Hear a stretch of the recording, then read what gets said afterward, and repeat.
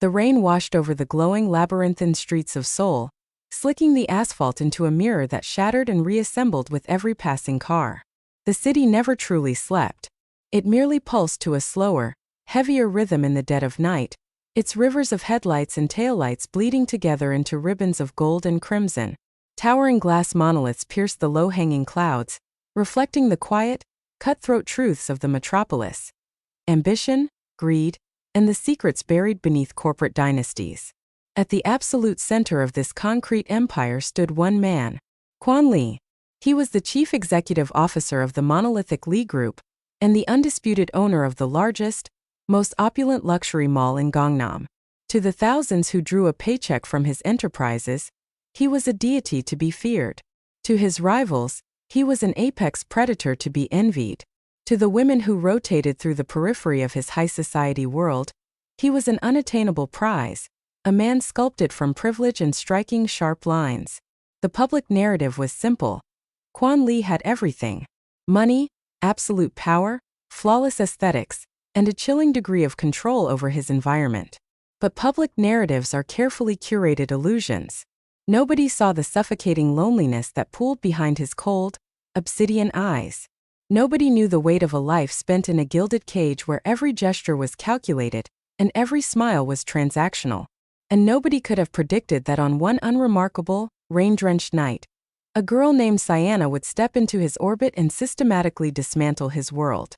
The grand ballroom of the Shilla Hotel glittered beneath massive crystal chandeliers that fractured the light into thousands of tiny, dazzling diamonds. The air was thick with the scent of expensive perfume, aged champagne, and the understated murmur of old money. Billionaires, politicians, and high society tastemakers laughed on cue, their teeth flashing brilliantly whenever the paparazzi's cameras strobed. Quan Lee adjusted his black platinum cufflinks, a flicker of profound irritation crossing his features. At 32, he possessed a physical presence that demanded submission before he even spoke. He was exceptionally tall, with broad shoulders that filled out his bespoke Tom Ford tuxedo perfectly. His jawline looked as though it had been carved from marble, and his dark eyes held the vacant, piercing intensity of a winter storm. He didn't look like a modern businessman. He looked like an ancient monarch who tolerated his subjects out of sheer necessity.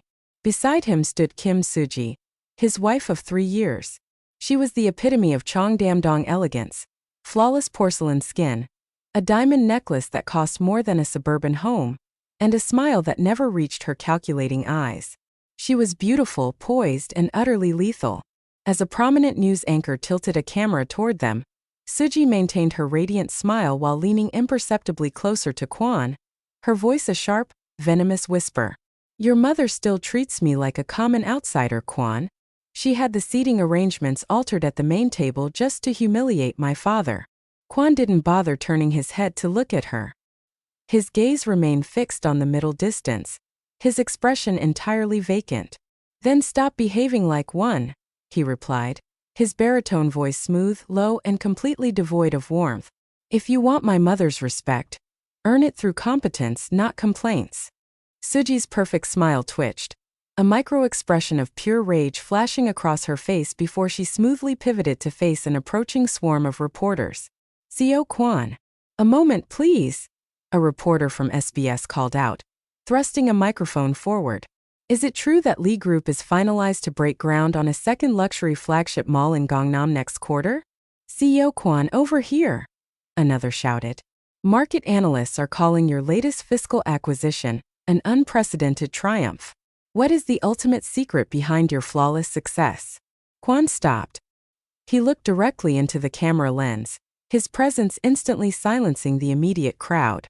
When he spoke, his voice carried the weight of an absolute dictate. "The secret is simple and it does not change. Weak people make excuses.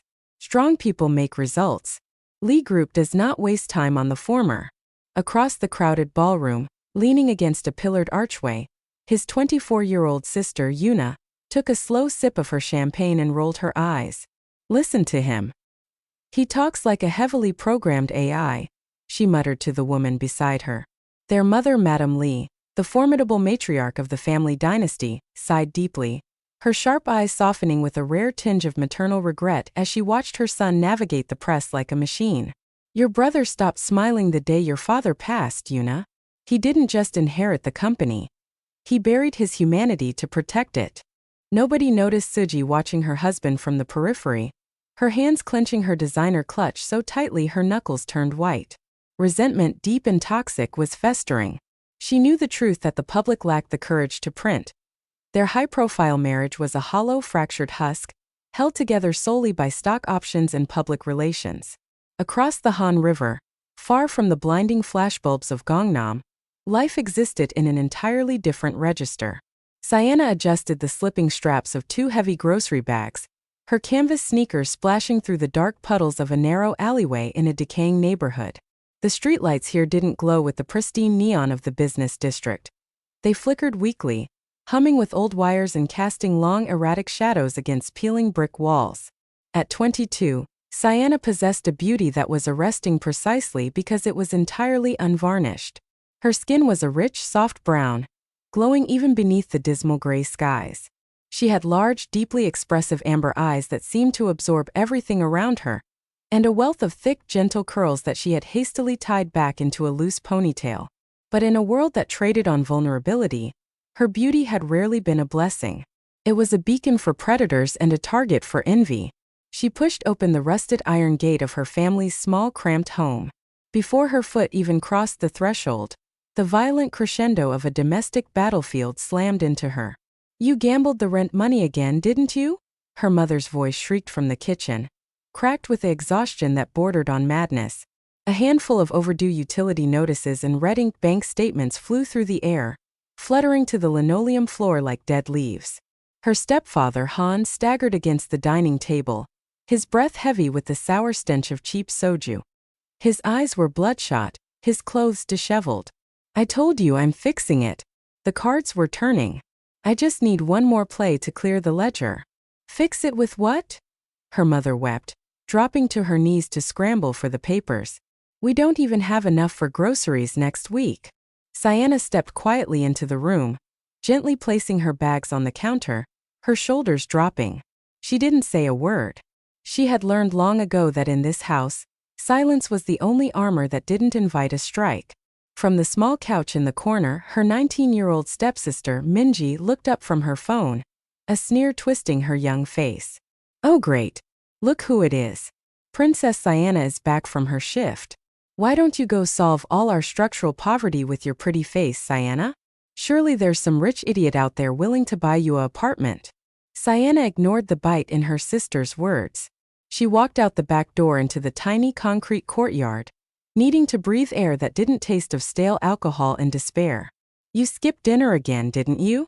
Siyana turned her head, a genuine, soft smile finally breaking through her exhaustion. Daniel was leaning over the low concrete wall that separated their properties, holding a small paper bag that smelled faintly of cinnamon and warm yeast. Daniel wasn't a prince from a drama. He wore oil-stained denim, his hands were calloused from 10-hour shifts at the local auto repair shop, and his hair was perpetually messy. But his eyes were clear, honest, and fiercely protective. He was the only anchor Siyana had left in a world that felt like a sinking ship. You always know, she whispered, taking the warm bread from his hands. Their fingers brushed briefly, a spark of familiar comfort passing between them. Daniel hopped over the wall with easy grace, sitting down beside her on the cold steps. He watched her eat, his heart aching at the faint dark circles bruising the skin beneath her eyes. One day, Siyana, he said, his voice dropping into a solemn, heavy register. I'm going to get enough capital together. I'll buy a real shop out in the province. I'm going to get us both out of this hellhole.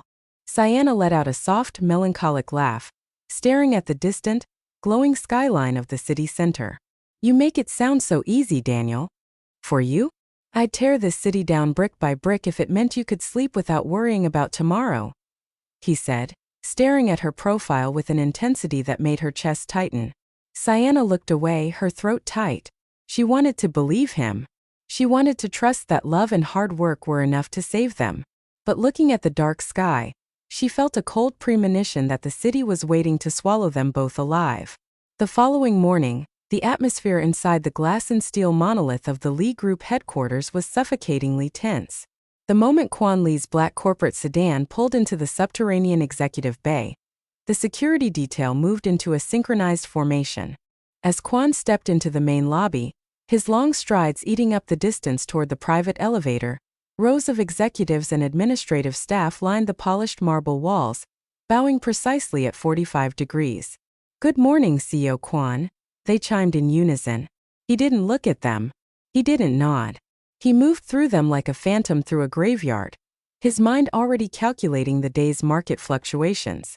Inside his expansive penthouse office on the 50th floor, his chief administrative assistant, Secretary Joe, stood by the mahogany desk, holding a tablet with a visibly trembling hand. "Sir, we have an immediate internal compliance issue regarding one of our primary logistics hubs in Incheon." Quan took off his suit jacket, draping it over the back of his chair, and sat down with a slow, deliberate grace that exuded absolute authority. "Speak." A mid-level warehouse manager, a Mr. Han, has been caught skimming corporate accounts. Furthermore, our intelligence indicates he used his official Lee Group credentials as collateral to secure high-interest personal loans from undocumented, illegal lenders. The lenders are now threatening to disrupt operations at the dock to collect. Quan's eyes darkened, the air in the room instantly dropping 5 degrees. Terminate his employment immediately. Turn over his financial records to the district prosecutor. "Sir." Secretary Joe hesitated, swallowing hard. "Mr. Han is currently outside in the holding lobby. He's in an extreme state of distress. He is begging for a 5-minute audience with you to explain his family situation. He's been a legacy employee for 9 years. Quan stood up, walking toward the floor-to-ceiling glass window that overlooked the sprawling metropolis. 9 years of employment means he understood the consequences of treason perfectly. Weakness destroys corporations, Joe. If we forgive a thief because he cries, we invite every employee to steal. Remove him from the premises by security." Outside the glass doors, Han was being dragged toward the freight elevators by 2 burly security guards. His voice cracked as he screamed for mercy. He was a broken man, and he knew exactly what was waiting for him at home. That evening, the storm that had been brewing over Siyana's house finally broke with terrifying violence. The front door didn't just open, it was kicked off its hinges, splintering into the small living room. 4 men stepped through the frame. They didn't look like corporate collection agents. They were built like concrete walls, their skin mapped with cheap ink, their eyes hollowed out by lives spent enforcing misery. Before anyone could scream, the lead collector kicked the wooden coffee table, sending it crashing into the television set. Glass shattered. Siyana's mother shrieked, throwing her arms over Minji as they collapsed onto the floor. "Where is the money, Han?" the leader roared, grabbing Siyana's stepfather by his collar and lifting him effortlessly, slamming his back against the plaster wall. "I don't have it. I lost my position today. Lee Group terminated me." Han sobbed, his nose already bleeding from an initial strike. "Please, give me a week. Just 1 week." The leader threw him to the floor like a sack of garbage. His eyes scanned the small, terrified room, eventually locking onto Siyana, who had rushed out of the kitchen. He stopped. His eyes raked over her long, damp curls, her striking features, and the fierce, defensive way she stood in front of her mother. A slow, disgusting smirk spread across his face.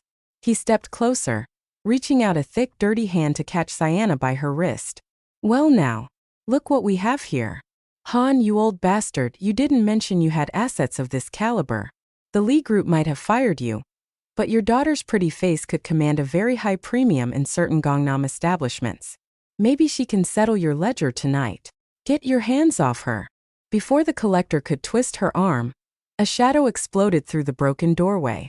Daniel slammed his entire body weight into the leader, his fist connecting with the man's jaw with a sickening crack. Chaos erupted. The other 3 men descended on Daniel instantly. Siyana screamed, trying to pull a man off Daniel's back, but she was thrown roughly against the counter. Daniel fought like a feral animal, but the numbers were against him. Within minutes, he was on his knees, his face battered, gasping for air as 2 men held him down. The leader stood up, wiping blood from his split lip. He looked at Daniel with pure malice, then turned his gaze back to the trembling Siyana. He reached out, his fingers tracing a cold, terrifying line down her jaw.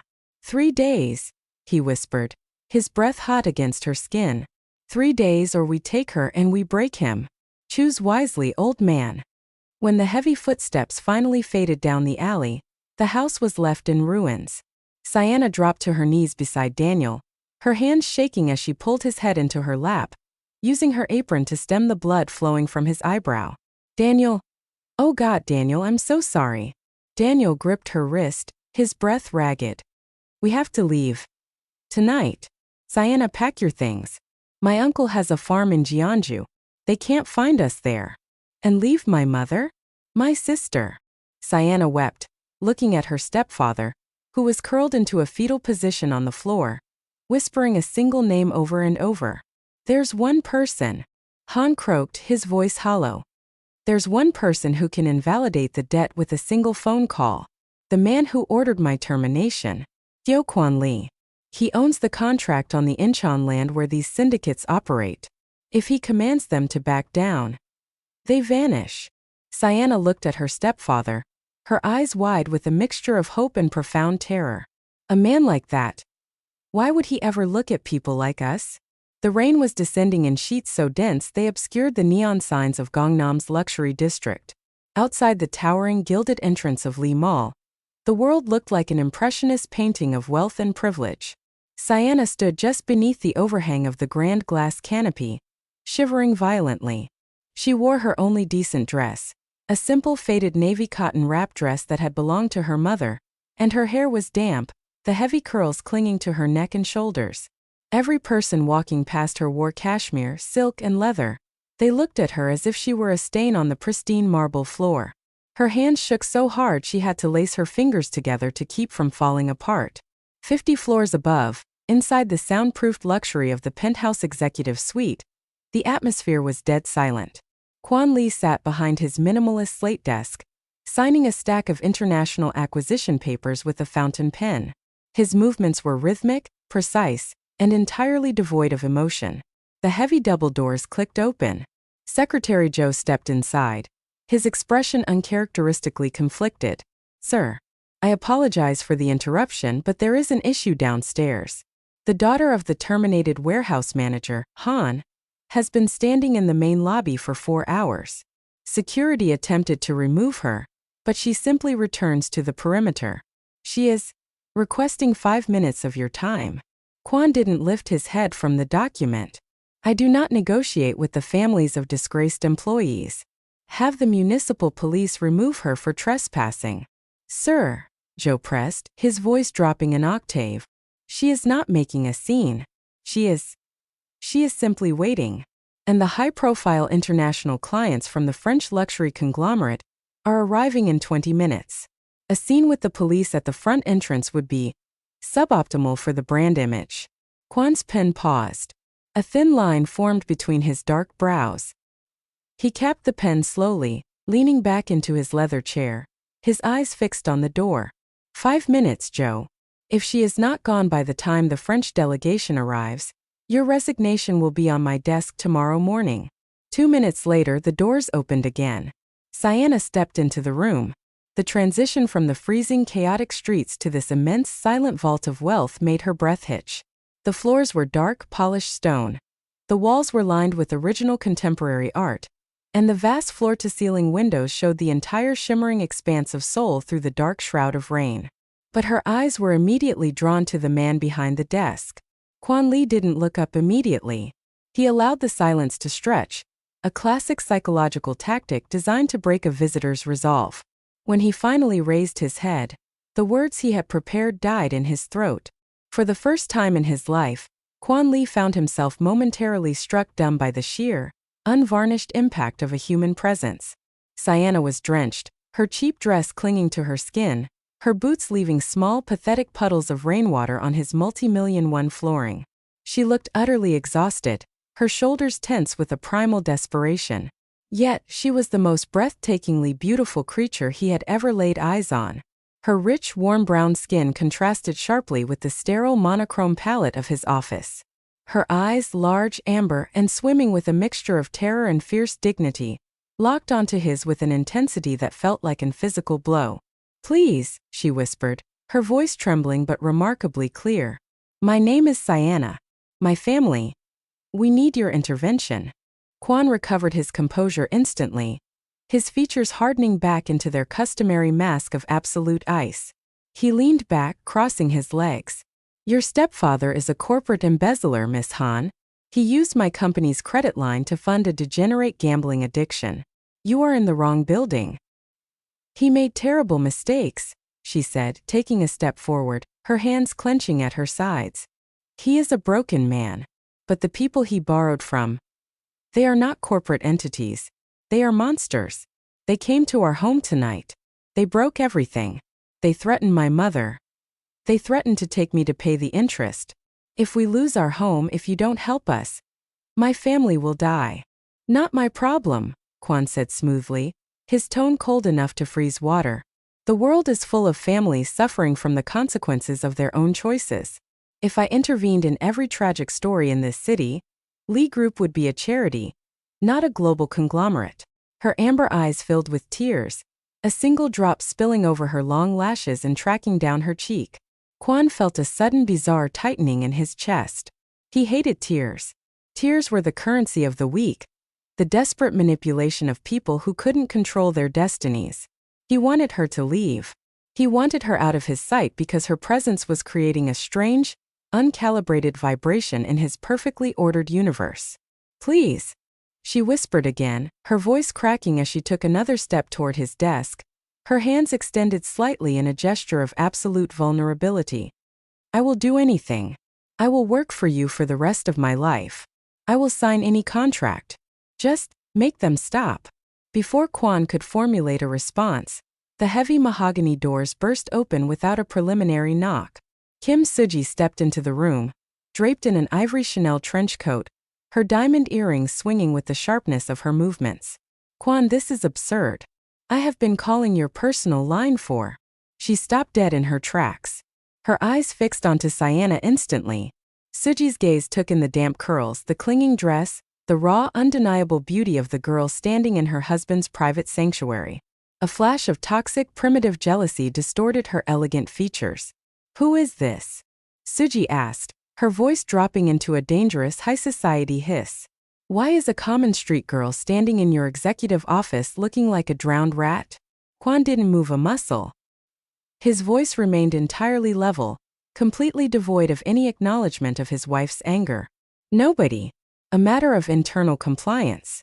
The word nobody stabbed through Siyana's chest like a physical blade. She closed her eyes briefly, the raw humiliation of her position washing over her. She was a bargaining chip, a nuisance, an insect in their grand world. Suji let out a sharp, bitter laugh, stepping closer to Siyana, her eyes scanning her with intense malice. "Nobody? Careful, girl. My husband has a habit of collecting rare, beautiful things when he finds them lying in the gutter. But he always discards them when they become inconvenient." Quan's eyes turned into absolute chips of flint. He stood up, his massive frame towering over both women. "Leave, Suji. Now. The French delegation is arriving, and you are disrupting my schedule." Suji smirked, sensing she had struck a nerve. She turned on her heel and walked out, her heels clicking like a countdown timer against the stone floor. The heavy silence returned to the office, thicker and more dangerous than before. Quan walked around his desk, stopping a mere 2 feet from Siyana. The sheer heat radiating from his body made her look up. He smelled of expensive cedarwood, tobacco, and pure unadulterated power. He looked down at her, his gaze traveling over her face, noting the bruise beginning to form on her shoulder where she had been thrown against the counter earlier. His jaw tightened. "How much is the debt?" he asked quietly.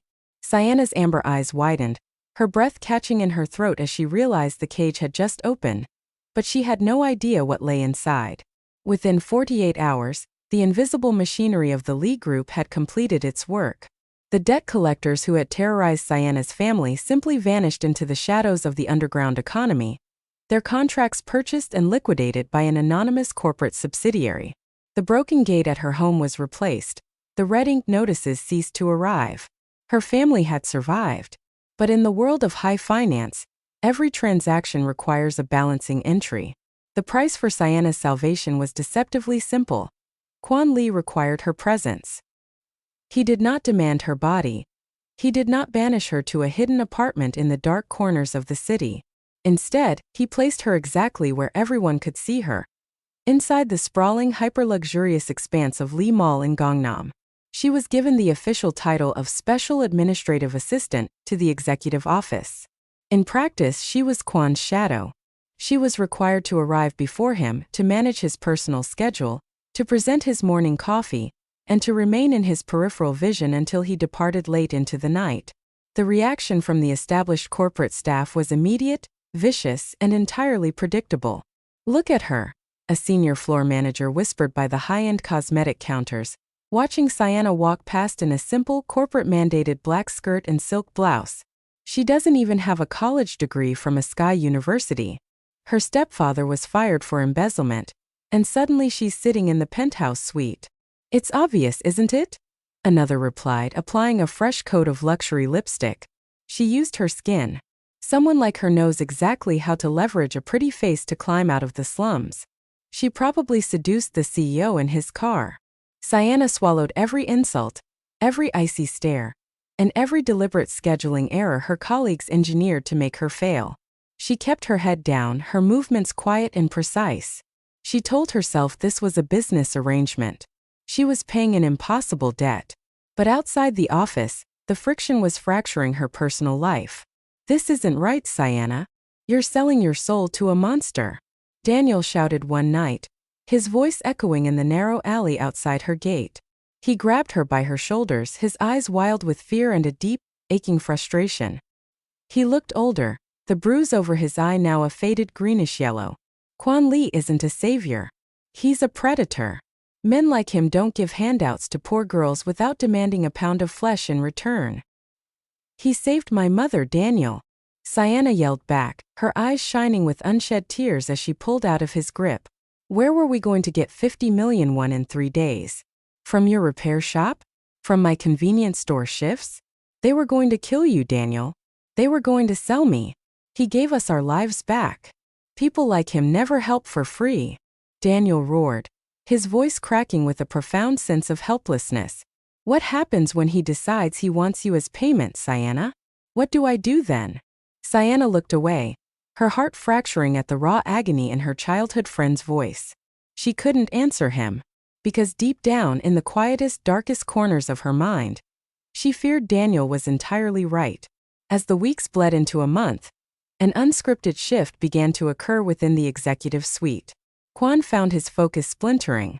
For years, his mind had functioned like a flawless digital ledger, unbothered by human variables. But now, his eyes drifted constantly to the small desk positioned just outside his glass doors. He watched her through the transparent partition. He watched the gentle, innate grace with which she handled irate, wealthy customers who treated her like dirt. He watched her offer a genuine, warm smile to an elderly cleaning woman who had dropped her mop in the corridor, a smile so radiant it seemed to illuminate the sterile corporate hallway. He watched her quietly stay late into the night, cataloging inventory reports without a single murmur of complaint. She was utterly unlike any woman he had ever encountered. The women in his social register were masters of performance art. They calculated their smiles, curated their vulnerabilities, and viewed human relationships as strategic mergers. Siyana was raw truth. She was warmth in a world made of polished stone, and that realization terrified him more than a hostile market takeover. One evening, a torrential downpour trapped them both beneath the massive glass canopy of the mall's private executive exit. The corporate drivers were delayed by an accident on the Mapo Bridge. Siyana stood near the edge of the overhang, the freezing mist of the autumn rain dampening her curls. She crossed her arms tightly over her chest, shivering as a gust of wind swept through the concrete plaza. Without a word, Quan stepped up behind her. He unbuttoned his heavy, bespoke cashmere overcoat, removed it, and draped it gently over her slender shoulders. The coat was massive on her, enveloping her in his scent, the intoxicating blend of expensive tobacco, dark cedar, and clean rain. Siyana froze. She turned her head slowly, her amber eyes wide with surprise as she looked up at him. CEO Quan.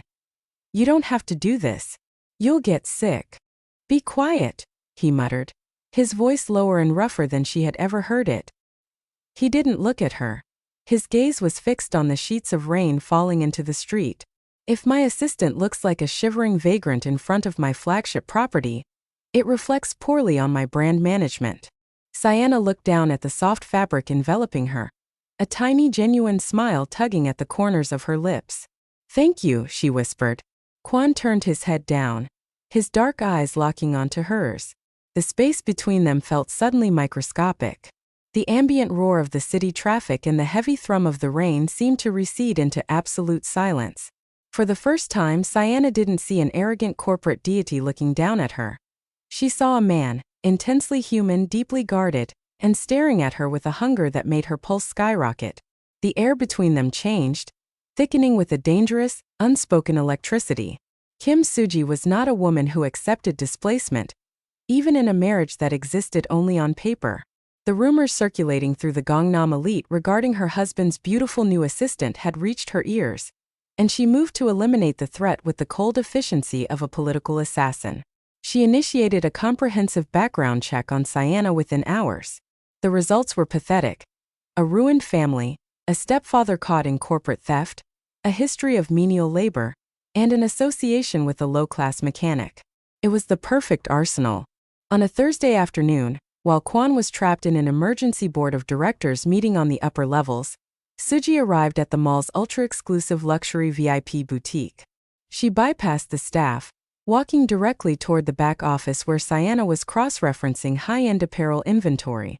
Get out, Suji commanded the two floor managers present. Her voice was quiet, but it carried the absolute authority of the Lee family name. The managers fled instantly, closing the heavy frosted glass doors behind them. Siyana stood up slowly, her hands smoothing down her uniform skirt. She felt her heart begin to hammer against her ribs, but she forced her gaze to remain level. Good afternoon, Mrs. Kim. If you require assistance with the new autumn collection, I can call the head stylist. Suji walked forward, her designer heels clicking with slow, menacing deliberation. She stopped less than a foot away, her eyes scanning Siyana's face with a disgust so profound it was almost palpable. Do you know what people in our circle call girls like you, Siyana? Siyana remained silent, her jaw tightening. They call you parasites, Suji whispered, her voice venomous. Gold diggers. Homewreckers. Low-class street meat that believes a pretty face entitles them to a seat at a table they didn't build. You think because my husband cleared your pathetic family's debt that you are special? You are a temporary amusement.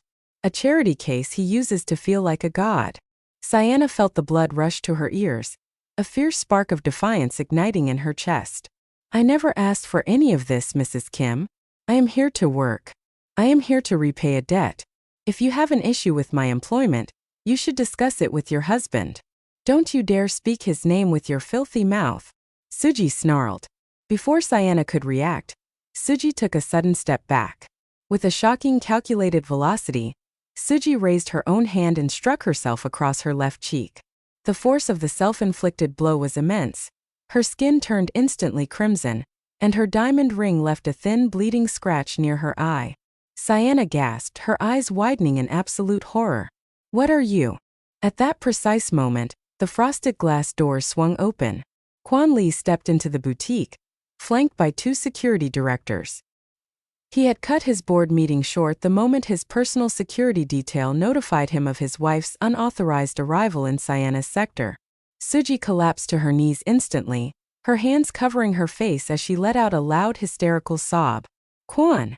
Thank God you're here. This psycho. I came here to quietly ask her to transfer to a different branch to stop the press rumors, and she attacked me. She called me a parasite and struck me. The boutique employees who had gathered outside the glass doors gasped, their eyes darting to Siyana with absolute condemnation. Quan stood frozen in the doorway. His jaw was clenched so hard the muscles along his neck looked like steel cables. His dark eyes scanned the scene.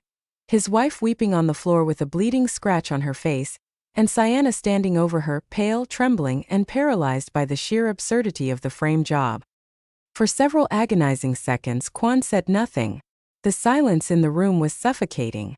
Siyana stared at him, her chest heaving, her eyes searching his face for a single sign of trust. Please, her heart begged. Please see through it. Finally, Quan spoke, his voice vibrating with a terrifying low frequency. Everyone out. Shut the doors. The security guards and employees scrambled backward, sealing the frosted glass behind them. Suji stood up, dusting off her coat, her tears stopping instantly as she looked at her husband. Quan, you must terminate her immediately. We must file criminal charges for assault. Quan didn't look at his wife.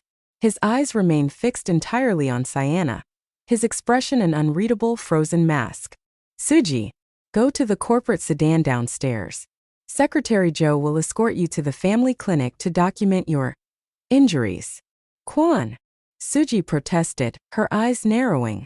Go, he repeated, his voice dropping into a register that brooked absolute no argument. Suji bit her lip, shooting Siyana a look of triumphant malice before she adjusted her coat and swept out of the room. The tension left in the room was dense enough to choke on. Siyana felt a hot tear escape her eye, her voice barely a whisper as she looked at the man who held her destiny in his hands. You think I did it too, don't you? You think because of where I come from, I'm violent. You think I'm exactly what she said. Quan stared at her, his hands clenched into fists inside his pockets. The truth was tearing him apart from the inside. He knew she hadn't done it. He knew his wife's capacity for theatrical malice perfectly. He trusted Siyana implicitly, an admission that shook him to his very core. But outside these walls, a dozen employees were already texting the story to the press. A public scandal involving his assistant assaulting his wife would dismantle the upcoming corporate merger. To protect her from his mother and the board, he had to distance her. You should go home for the week, Siyana, he said, his voice entirely flat, entirely dead.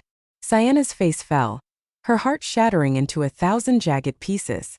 It wasn't because he had yelled at her. It was because he hadn't defended her. He had chosen the corporate narrative over the truth. He had chosen his world over hers. I understand, so Quan, she whispered, her voice hollow as she walked past him, her shoulder brushing his as she exited into the rain. 3 days passed without Siyana stepping foot inside the Lee Group headquarters. Inside the executive suite, the silence was no longer peaceful, it was unbearable. Quan sat at his desk, staring at a mountain of financial analyses, but the numbers refused to align in his mind. Every time the heavy doors opened, his eyes darted up, hoping to see a mass of unruly, gentle curls and a pair of amber eyes, only to find Secretary Joe holding a tablet. He missed her. The realization was a devastating blow to his pride. He missed the quiet sound of her breathing in the outer office. He missed the way she adjusted his pens, and he missed the raw human warmth that seemed to vanish from the building the moment she left. The gilded cage had never felt colder. Meanwhile, in the narrow streets of her old neighborhood, Siyana was drowning in her own conflict. Come with me, Siyana, Daniel begged her that evening. They were sitting on the low concrete wall, the autumn air biting at their skin. Daniel reached out, his calloused hands engulfing hers, his eyes burning with an intense, desperate hope. I talked to my uncle. He found a small house near the workshop in Jeonju. We can pack my truck tonight. Forget this city. Forget the Lee family. We can start over where nobody knows our names. Siyana looked at him, her throat tight with a deep, aching affection. She cared for Daniel. He was her childhood, her safety, her protector. But as she looked into his honest eyes, she realized with a pang of profound guilt that her heart was no longer hers to give. It had already drifted across the river, toward a cold, impossible man who lived at the top of a glass tower.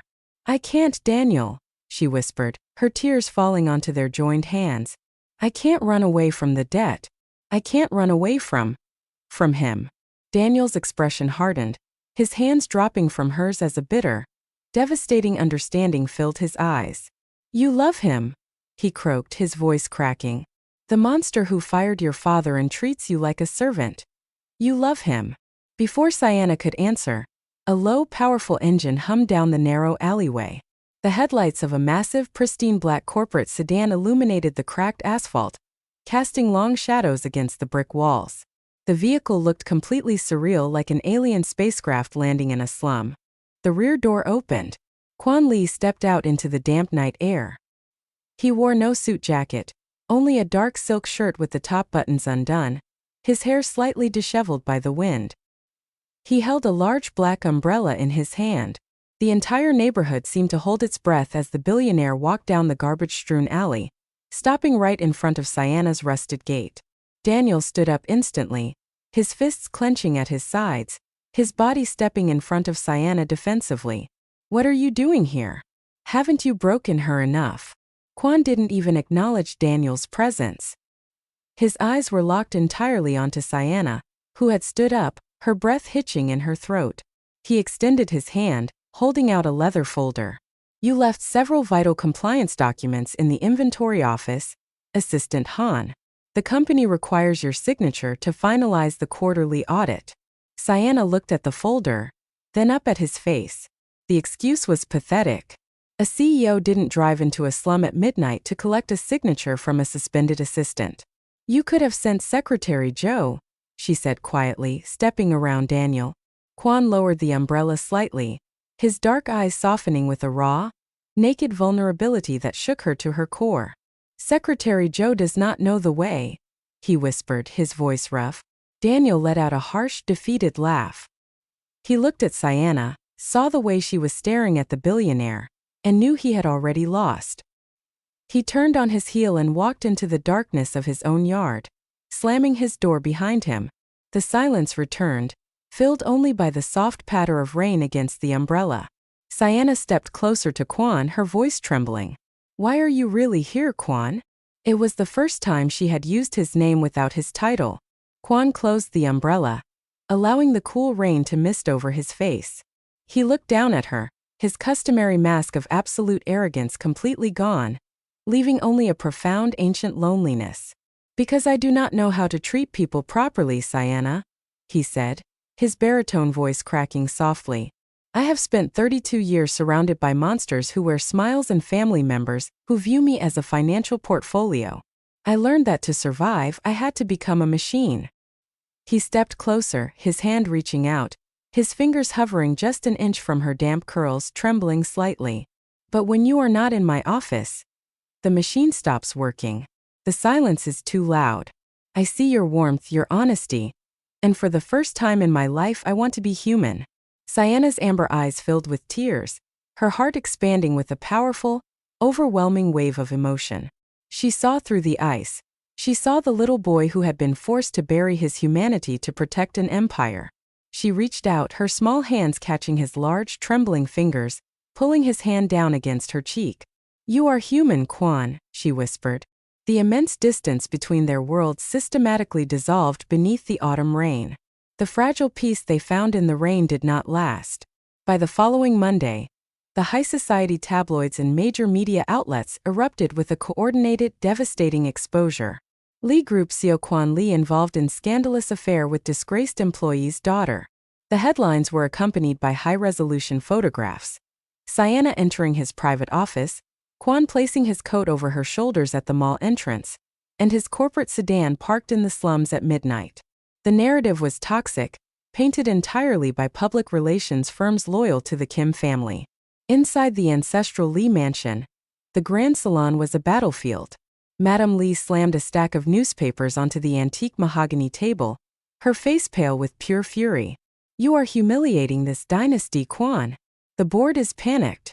The Kim family is threatening to liquidate their shares if you do not issue a public apology and dismiss this street girl."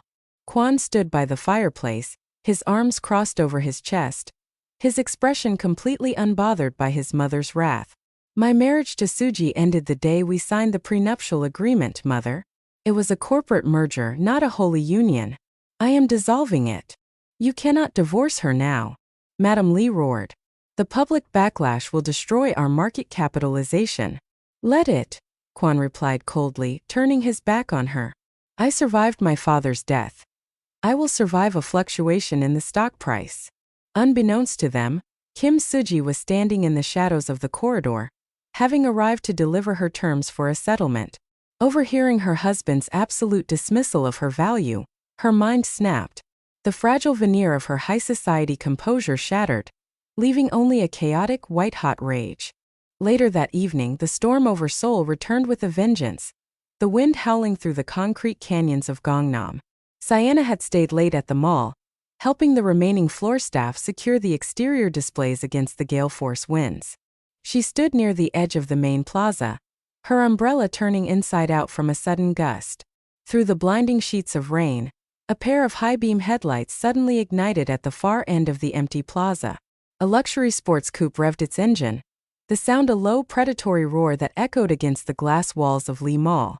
Inside the vehicle, Suji's eyes were bloodshot, her hands gripping the steering wheel so hard her nails tore into the leather.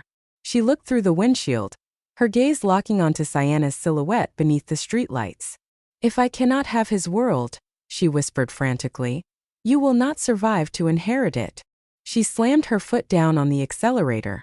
The sports car lunged forward, its tires screaming against the slick pavement as it accelerated violently toward the plaza walkway. Siyana turned her head, blinded by the sudden glare of the high beams. She froze, her boots sliding on the wet stone, her mind paralyzing her body as the vehicle bore down on her like a runaway train. "Siyana! Move!" A shadow exploded from the mall entrance. Quan had been descending the escalator when he caught sight of his wife's car through the glass. He didn't think. His corporate calculations, his carefully guarded dignity, his survival instincts, all of it vanished, replaced by a singular primal command: save her. He sprinted across the slick plaza, his long strides covering the distance in milliseconds. Just as the bumper of the sports car was about to impact Siyana's frame, Quan threw his entire body weight into her. He tackled her out of the trajectory, wrapping his massive arms around her head and torso to shield her. Both of them crashed violently onto the wet concrete, rolling several times across the hard stone plaza.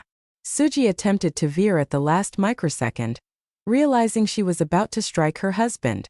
The sports car lost traction on the slick marble, spinning wildly out of control before slamming sideways into a massive concrete security barrier, with a devastating metal-crunching impact. The engine smoked, the headlights shattering into darkness. Everything froze. The only sound was the howling wind and the rhythmic hiss of the broken car radiator. Siyana lay on the wet ground, trembling violently, pinned beneath Quan's heavy frame. She opened her eyes, her breath ragged. Quan, are you okay?" Quan pushed himself up slowly, his breath coming in short, agonizing gasps. He didn't check his own body. His hands, slick with rain and blood, scrambled over her face, her shoulders, her arms, his voice terrified in a way she had never heard before. "Are you hurt? Did it hit you? Siyana, look at me. Tell me where it hurts." I'm okay, she wept, her hands catching his. Then she saw his left hand. A massive piece of flying debris from the car's shattered bumper had sliced deep across his forearm and palm, the blood bright crimson as it pumped into the puddles around them. For the first time in his life, the invincible CEO of Lee Group looked completely terrified. Not because his body was broken, and not because his empire was in ruins. He looked terrified because he had almost lost the only thing that made his life worth living. The private wing of the Seoul National University Hospital was silent, save for the rhythmic electronic beep of the heart monitor. Outside the vast windows, the storm was finally beginning to break, the dark clouds fracturing to reveal the first faint, silver hints of dawn over the Han River. Siyana sat on the edge of the white hospital bed. She had refused the nurse's offers to treat her own minor abrasions. Instead, she held a bowl of warm antiseptic solution and a roll of gauze, her fingers incredibly gentle as she cleaned the deep, sutured laceration running across Quan's right hand and forearm. Neither of them spoke for a long time. The intimacy of the room was heavy, almost sacred. The corporate god was stripped of his armor.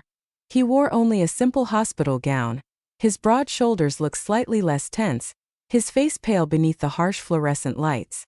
Siyana squeezed a cotton pad, wiping a stray smear of blood from his wrist. A tear escaped her eye, landing softly on his skin. "Why did you do it?" she whispered, her voice cracking in the quiet room. "You are the head of a dynasty, Quan. Your life controls the destiny of thousands of people. Why would you throw yourself in front of a car for someone like me?" Quan let out a soft, low, slightly bitter laugh, his dark eyes fixed onto her face with an intensity that made her pulse skip a beat. Because Siyana, when I saw that car accelerating toward you, my mind didn't calculate stock values. It didn't think about the board of directors or my mother's legacy. He reached out his uninjured left hand, his long warm fingers gently catching her chin, forcing her to lift her amber eyes to his. My mind only understood one truth. A world without your warmth. A life where I return to that silent office and you are not there. That felt 1,000 times worse than dying on that concrete plaza. Siyana's breath caught in her throat, her chest heaving as more tears spilled over her lashes. Quan leaned forward slowly, his face approaching hers until she could feel the warm cedar-scented breath against her lips. His voice dropped into a rough, emotional register that shattered every remaining wall between their worlds. I tried to stay away from you, Siyana. I told myself you were a liability, a distraction from my duty. But every single day spent without you feels like a living death. You didn't just save my family from debt. You saved me from my own ice. He paused, his thumb gently tracing the soft curve of her lower lip, his gaze dropping to her mouth before returning to her eyes. I love you, Siyana. Entirely. Without conditions.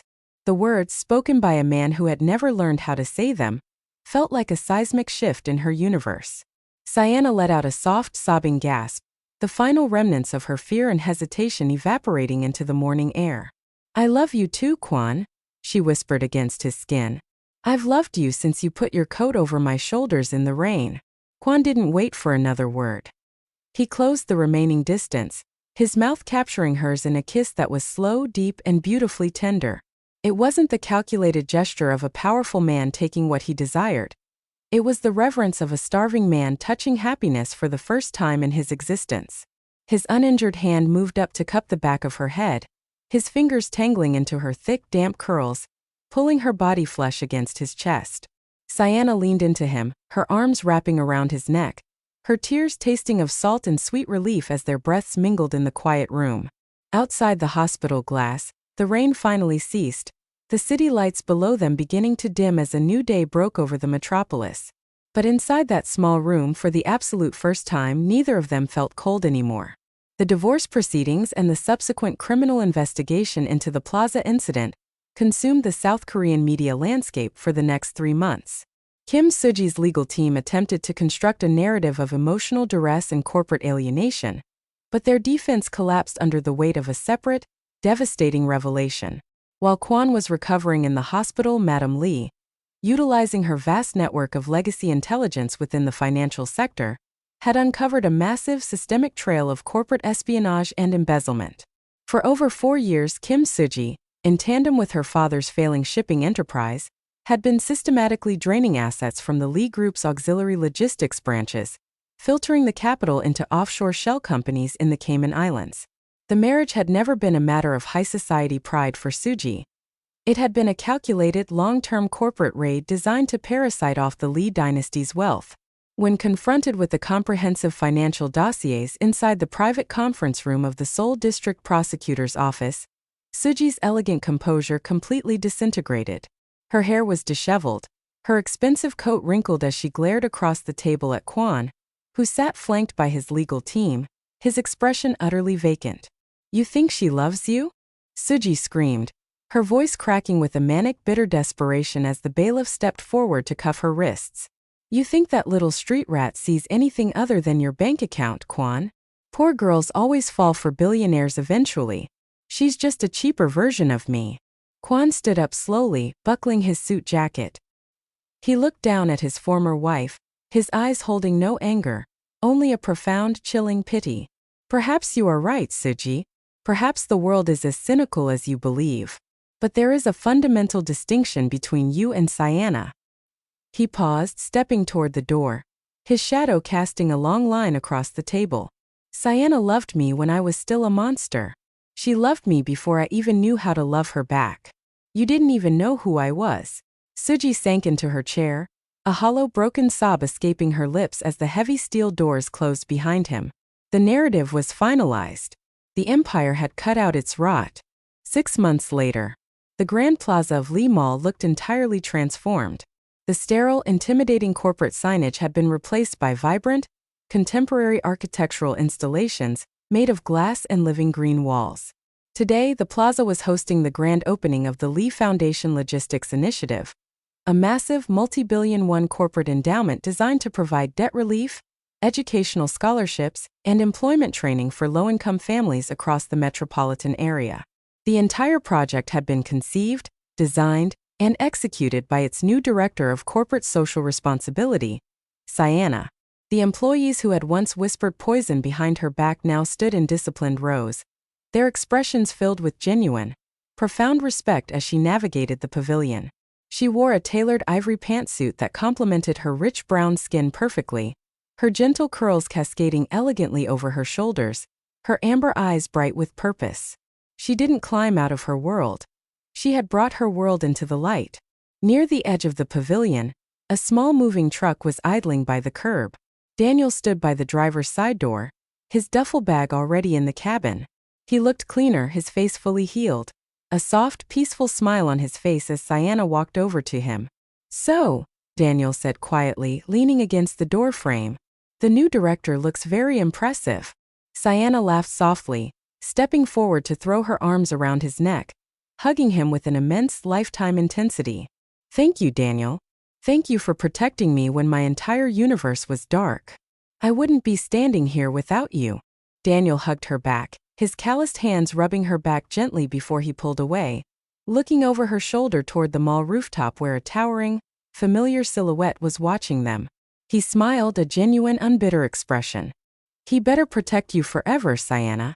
If he makes you cry even once, I'm driving my truck straight back to Gangnam to break his jaw." "He won't," Siyana whispered, her eyes shining.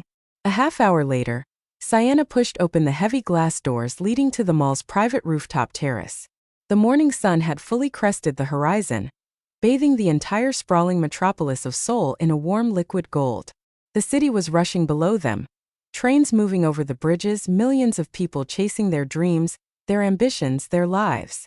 Quan Lee stood by the glass railing holding 2 cups of coffee. He had discarded his tie, his sleeves rolled up to his elbows, revealing the faint silver scar running across his forearm, a permanent badge of his humanity. Siyana walked up behind him, sliding her arms naturally around his broad waist, pressing her cheek against his back. She felt the immediate, deep rumble of his chest as he let out a soft laugh, turning in her embrace to wrap his arm around her shoulders, pulling her flush against his side. "You changed," she teased softly, looking up at his sharp jawline, which now held a soft, permanent relaxation whenever he looked at her. "The cold, terrifying CEO who made junior managers faint is currently standing on a roof without a tie." "I only changed for one person," he murmured, his baritone voice warm as he set the coffee down, his hands coming down to rest on her waist. "The rest of the world still thinks I'm a monster." "A very handsome monster," she corrected, laughing as she stood on her tiptoes. Quan leaned down, his lips catching hers in a brief, sweet kiss that tasted of morning espresso and absolute peace. Below them, the city lights were dark, replaced by the brilliant, unstoppable glare of the morning sun. For the first time in their lives, neither of them cared about power, money, or the public narrative. They had survived the storm, they had broken through the ice, and they had dismantled the secrets. Beneath the golden morning sunlight, Quan Lee tightened his embrace around the girl from the narrow streets, realizing a simple, beautiful truth that no corporate ledger could ever quantify. Love was never a weakness. It was the only force in the universe strong enough to save a monster from himself. What was your favorite part of Quan and Siyana's lives? If you like the story, please subscribe the channel.